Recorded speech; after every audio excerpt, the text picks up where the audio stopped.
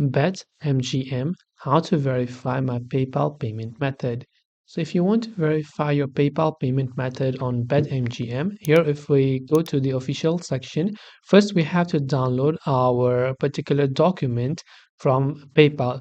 Now for that, what we have to do is you should just go to the PayPal website, log into your account, click on the gear icon or the settings icon from the top right hand side right there, and just go to the option called data and privacy. Once you go to data and privacy, you have to request a download for your data.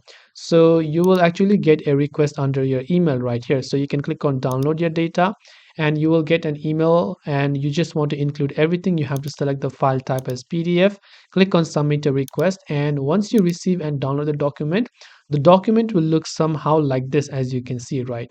So document will look like this. It will also look like this on desktop, as you'd be able to see. And once you've done that, after you've downloaded the documents, you need to simply go ahead and then you need to provide them within the verification tab whenever you're asked to link your PayPal account under BetMGM after you submit the request and get the PDF format.